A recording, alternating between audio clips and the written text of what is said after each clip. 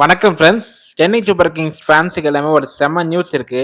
சிஎஸ்கேவோட mid season trials வந்து இப்போ start ஆயிருக்கு. இந்த ட்ரையல்ஸ்ல முக்கியமான பிளேயரை சிஎஸ்கே குறி வச்சிருக்காங்க. அவர் தான் பார்த்தீங்கன்னா ஆயுஷ் வர்தக்.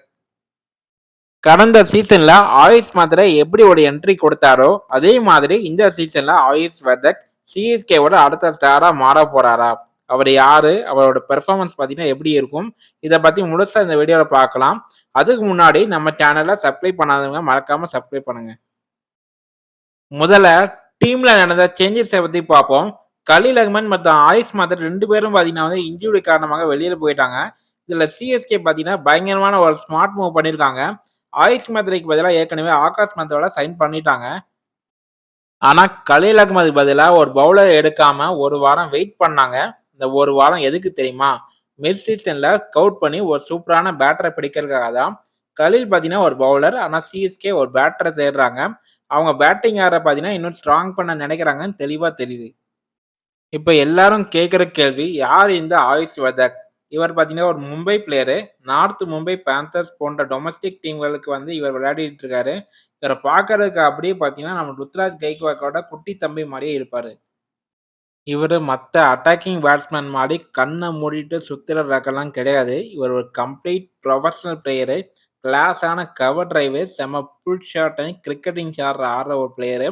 இவருக்கு 21 வயசு தான் ஆவுது. கடந்த 3 வருஷமா பார்த்தீங்கன்னா வந்து ரஞ்சி கோப்பை டொமஸ்டிக் மேட்ச்ல 100, 70, 80 ரன்ன வந்து பொழிஞ்சிருக்காரு. சிஎஸ்கே ஸ்கவுட் இவரை பார்த்துட்டு 99% வந்து இவர டீம்ல எடுக்க முடிவு பண்ணிட்டாங்க. எதுக்காக இப்போ ஒரு பேட்டர் தேவைப்படுறாரு? சிஎஸ்கேவோட மிடில் ஆர்டர் பார்த்தீங்கன்னா ஒரு சின்ன தடுமாற்றத்துல இருக்காங்க. டெவால் பிரவிஸ் பார்த்தீங்கன்னா பிரஷர்ல இருக்காரு. சிவம் துபே பார்த்தீங்கன்னா எதிர்பார்த்த அளவுக்கு ரன் எதுவும் அடிக்கல.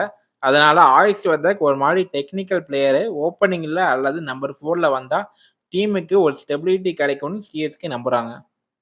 இது போக டிஎன்பிஎல்ல லீடிங் ரன் டேக்கர் ரகேஜா மேலேயும் ஒரு கண் இருக்கு. ஏன்னா அவர் ஒரு லெஃப்ட் ஹேண்டர் பேட்ஸ்மேனு. இப்போதைக்கு ஆயுஷ் வர்தக் மேல தான் ஃபர்ஸ்ட் பிரியாரிட்டி இருக்கு.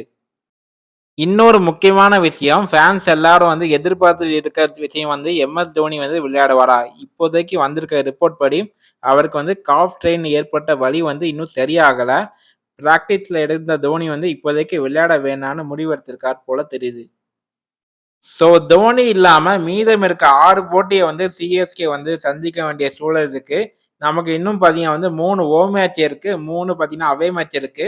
இதுல 5 மேட்ச் ஜெயிச்சா மட்டும் தான் பிளே ஆஃப் வாய்ப்பு பிரகாசமா இருக்கு. சிஎஸ்கே இப்போ ஒரு இக்கட்டான சவாலான கட்டத்துல இருக்காங்க. ஆயுஷ் வர்தக் வந்தா டீமோட பேட்டிங் வந்து ஸ்ட்ராங் ஆகுமா? தோனி இல்லாம ருத்துராஜ் கேப்டன்சில வந்து வின் பண்ண சான்ஸ் இருக்கா? நீங்க என்ன நினைக்கிறீங்க? ஆயுஷ் வர்தக் சிஎஸ்கேக்கு சரியான ரீப்ளேஸ்மெண்ட்டா இருப்பாரா? உங்களோட பதில வந்து கமெண்ட்ல சொல்லுங்க. இந்த வீடியோ புடிச்சிருந்தா லைக் பண்ணுங்க, ஷேர் பண்ணுங்க. அடுத்த வீடியோ சந்திக்கிறேன். நன்றி, வணக்கம்.